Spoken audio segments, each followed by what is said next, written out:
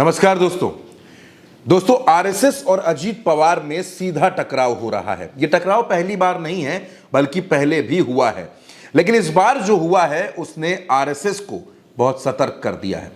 दरअसल दोस्तों, संघ हमेशा से इस बात के खिलाफ रहा है कि महाराष्ट्र में महायुति में अजीत पवार शामिल हों, वो उसका हिस्सा बने। लगातार संघ की तरफ से इस पर सवाल खड़े किए गए।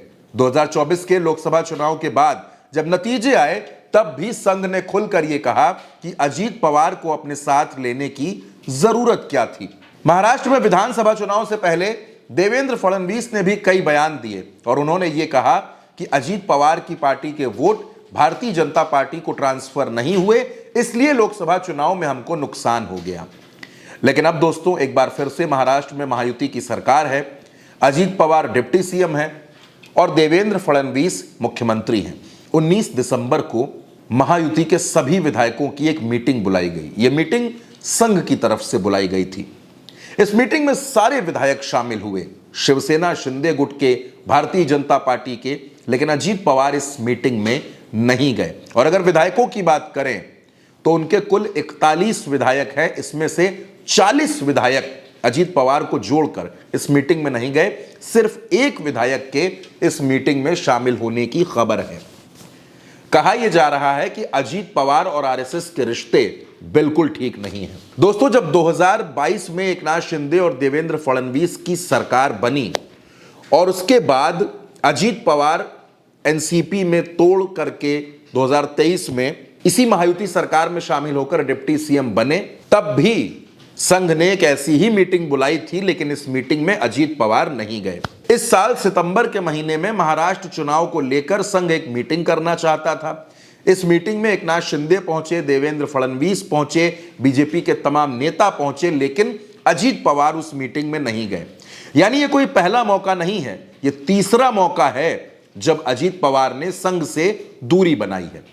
यानी अजीत पवार भारतीय जनता पार्टी के साथ सरकार में तो हैं, डिप्टी सीएम तो हैं, लेकिन वो संघ से दूरी बनाकर रखना चाहते हैं। उसके पीछे की वजह बिल्कुल साफ है कि अजीत पवार को अपने वोट बैंक का बड़ा ख्याल रहता है। उनको ऐसा लगता है कि उनका वोट बैंक उनसे नाराज ना हो जाए और इसी वजह से वो संघ से एक सीमित दूरी बनाकर चलना चाहते हैं। दूसरी तरफ संघ है जिसको एकनाथ शिंदे तो कबूल हैं, लेकिन अजीत पवार कबूल नहीं है। दबी जुबान में, खुली जुबान में कई बार संघ की तरफ से यह कहा गया कि आखिर अजीत पवार की जरूरत क्या है, लेकिन अजीत पवार सरकार का हिस्सा है, अजीत पवार डिप्टी सीएम है, अजीत पवार महायुति का हिस्सा है। हाल ही में अजीत पवार एक बार फिर नाराज दिखे दोस्तों। पिछले कुछ दिनों में देखा गया कि उन्होंने भारतीय जनता पार्टी से लगभग दूरी बना ली थी, लेकिन एक बार फिर से भाजपा से तो सब कुछ ठीक होने लगा है, लेकिन संघ के साथ अजीत पवार के रिश्ते सुधरने का नाम नहीं ले रहे, या फिर अजीत पवार संघ के साथ अपने रिश्तों को ठीक नहीं करना चाहते।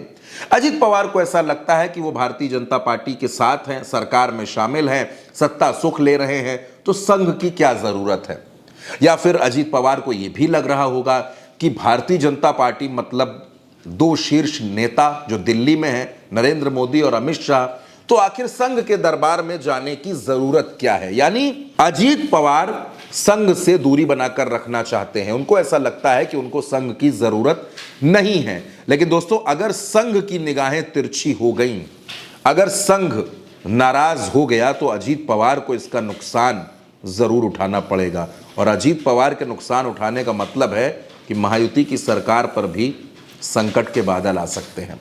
अजीत पवार और संघ के रिश्तों पर आपका जो भी सोचना हो, आप अपनी राय हमें कमेंट बॉक्स में जरूर बताइएगा और उल्टा चश्मा यूसी को सब्सक्राइब करना बिल्कुल मत भूलिएगा।